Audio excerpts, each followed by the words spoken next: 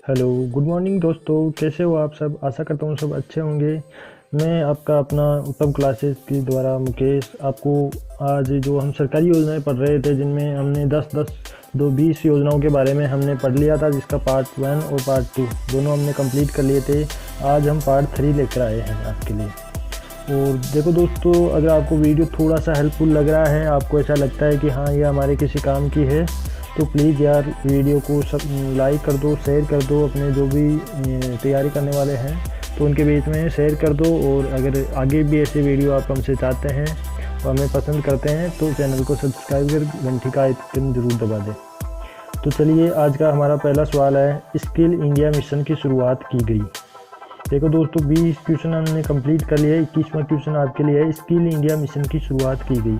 तो दोस्तों 15 जुलाई 2015 को स्किल इंडिया मिशन की शुरुआत की गई। इस योजना का उद्देश्य 2022 तक देश के जो युवा वर्ग है, जो युवाओं को कौशल विकास करना, और इस योजना के द्वारा उनमें कौशल को विकास करके उन्हें रोजगार की श्रेणी में लाना, ताकि वो कोई बेरोजगार ना रहे। और इस समय जो इस योजना के जो ब्रांड एम्बेसडर बनाए गए थे, वो हमारे सचिन तेंदुलकर बनाए गए थे। तो इस प्रकार ये स्किल इंडिया एक उनको एक ट्रेनिंग दी जाती है छोटी सी, जिसके द्वारा फिर वो 3 महीने 6 महीने अलग अलग होती है इसमें। तो जो भी जिस क्षेत्र में जाता है उसको उसी क्षेत्र के हिसाब से फिर नौकरी के लिए अप्लाई कर सकता है वो। दूसरी योजना है प्रधानमंत्री कौशल विकास योजना। देखो 15 जुलाई को की गई थी स्किल इंडिया, और उसके अगले दिन प्रधानमंत्री कौशल विकास योजना की शुरुआत की गई थी। इस योजना का उद्देश्य भी जो युवा वर्ग है उनको प्रशिक्षित करना, उनको ट्रेन करना, ताकि वो अपना नौकरी पाने में उनको कोई असुविधा ना हो। उनके पास खुद का प्रशिक्षण उनको इस प्रकार से करवाया जाता है कि वो अलग अलग कंपनियों में या जो भी वैकेंसी वगैरह जहाँ पर निकलती है, तो वहाँ पर वो अपना जो प्रशिक्षण है उसको उपयोग में ले सके। तो 16 जुलाई 2015 को इस योजना की शुरुआत की गई थी। तीसरी योजना है जो है हमारे लिए दीनदयाल उपाध्याय ग्राम ज्योति योजना। देखो दोस्तों, इसकी शुरुआत की गई थी जुलाई महीने में 25 जुलाई को 2015 को। इस योजना का मुख्य लक्ष्य सभी गांवों का विद्युतीकरण करना, यानी कि कहने का मतलब है जो भी गांव हैं, गांव देहात हैं, उन्हें जो विद्युत है उसकी सप्लाई करना, उसको पहुंच करना। आज भी दोस्तों कई ऐसे गांव हैं जहां पर विद्युत पहुंची नहीं है, बिजली वहां तक पहुंची नहीं है। और जो वितरण कंपनियां जो करती है विद्युत की सप्लाई, उनकी जो वर्तमान या जो वित्तीय स्थिति है उसकी देख रेख करना, उनको जो घाटे में चल रही है उनको उचित सलाह देना, उस तरह का जो है इसमें दीनदयाल उपाध्याय ग्राम ज्योति योजना का लक्ष्य रखा गया था। अगली हमारी योजना है सागरमाला योजना। ये एक तरह का प्रोजेक्ट है जिसकी शुरुआत 31 जुलाई 2015 को की गई। और इस प्रोजेक्ट का जैसे नाम है सागरमाला प्रोजेक्ट या सागरमाला योजना। तो दोस्तों ये है क्या सागरमाला परियोजना? तो दोस्तों ये है जो बंदरगाह होते हैं जिनसे हमारे दूसरे देशों के साथ व्यापार होता है, तो उन बंदरगाहों का विकास ही इसी योजना का मेन उद्देश्य है। इसकी शुरुआत 30 जुलाई 2015 को की गई थी। और इस प्रोजेक्ट के अंदर जो 12 प्रमुख बंदरगाह हैं उनको विश्व स्तर के लिए तैयार करना, विश्व स्तरीय बंदरगाह उनको तैयार करना। इस योजना के लिए जो बजट रखा गया था वो 7,000 करोड़ रुपए का बजट रखा गया था। देखो दोस्तों, हमारे जो विदेशों से जो व्यापार होता है वो अधिकतर जो जल मार्ग के द्वारा ही होता है, बंदरगाहों के द्वारा, जो इनको विकसित करने के लिए ये प्रोजेक्ट अपनाया गया, जिसका नाम रखा गया सागरमाला प्रोजेक्ट। अगली हमारी योजना आती है उदय योजना। क्या है उदय योजना? उदय योजना का पूर्ण रूप है उज्ज्वल डिस्कॉम एश्योरेंस योजना। इस योजना का मुख्य लक्ष्य है वो जो बिजली वितरण कंपनियां हमने जो जैसे हमारे राजस्थान में चर्चा करें तो जैसे कि अजमेर डिस्कॉम है, जयपुर डिस्कॉम है, जोधपुर डिस्कॉम है, ये 3 डिस्कॉम है। इसके अलावा एक चौथा होता है RRVPNL।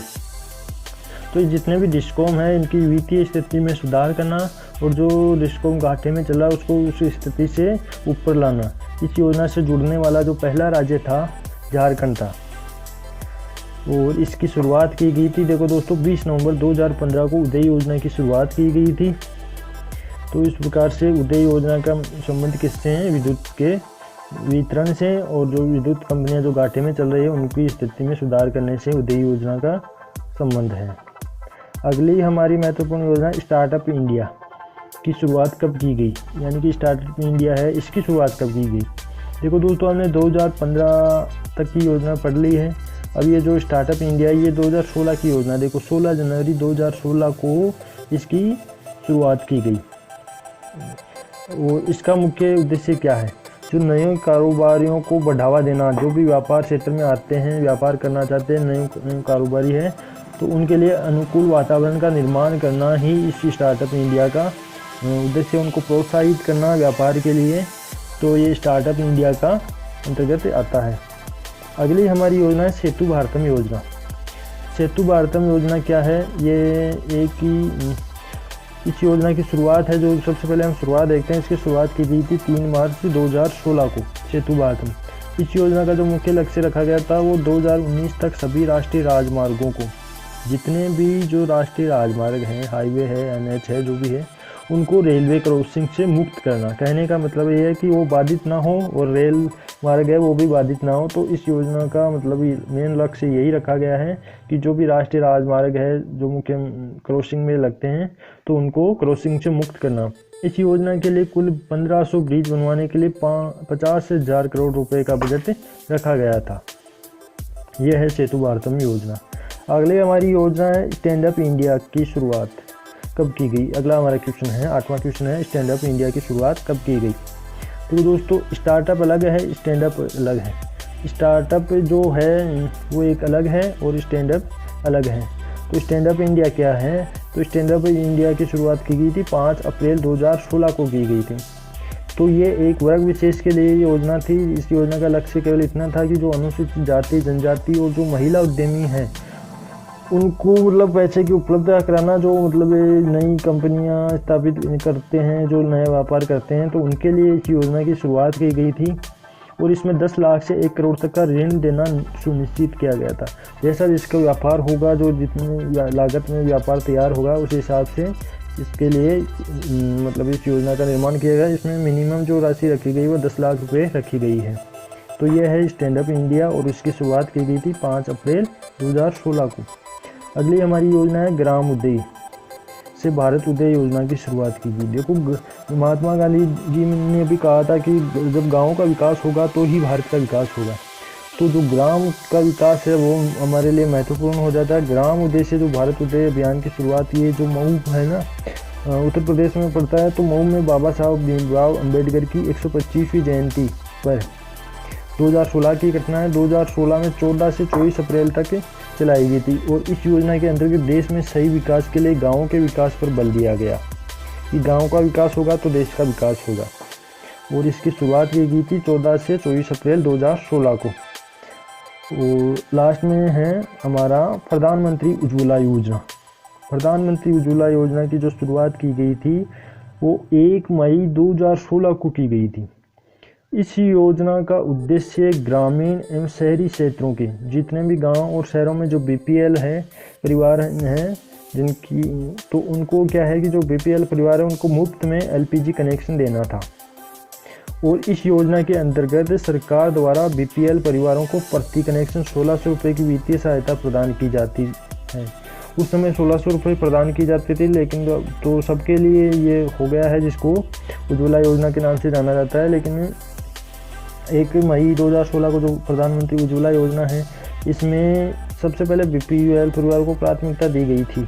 तो उस समय क्या है कि केवल एक वित्तीय सहायता दी जाती थी जो 1600 रुपये की रखी गई थी। इस योजना का जो बजट है वो 800 करोड़ रुपये रखा गया है। तो इस योजना है, इसका जो प्रोजेक्ट है वो 800 करोड़ रुपये रखा गया है। और इसकी शुरुआत कब की गई, 1 मई 2016 को। और लक्ष्य क्या है इसका, BPL जो परिवार है उनको LPG कनेक्शन देना। और अब ये सबके लिए हो गई है, मतलब जो जितने भी जो इस वर्ग में आते हैं प्रधानमंत्री उज्ज्वला योजना, तो अभी सबके लिए है ये। तो ठीक है दोस्तों, आज का हमारा जो 10 क्वेश्चन हमने कंप्लीट किए उनका PDF मैं आपको डिस्क्रिप्शन में दे दूंगा। और दोस्तों हाँ, अगर आप करंट GK की भी इसी प्रकार की तैयारी चाहते हैं, अच्छी तैयारी चाहते हैं, तो हमारा एक दूसरा चैनल है विथ एग्ज़ाम के नाम से। तो बहुत ही अच्छी तरीके से वहाँ पर बढ़िया बढ़िया जो क्वेश्चन हैं चुन कर वहाँ पर बताए गए हैं। तो आप विथ एग्ज़ाम यूट्यूब पर सर्च करके और वहाँ से जो करंट अफेयर्स के डेली की जो न्यूज़ होती है उसको आप पढ़ सकते हैं। ठीक है दोस्तों, अगर जो आपको और भी इसी तरह की कोई लेटेस्ट जानकारी या सुझाव हमें कुछ देना चाहते हैं तो कमेंट करके दे सकते हैं। ठीक है दोस्तों, जय हिंद।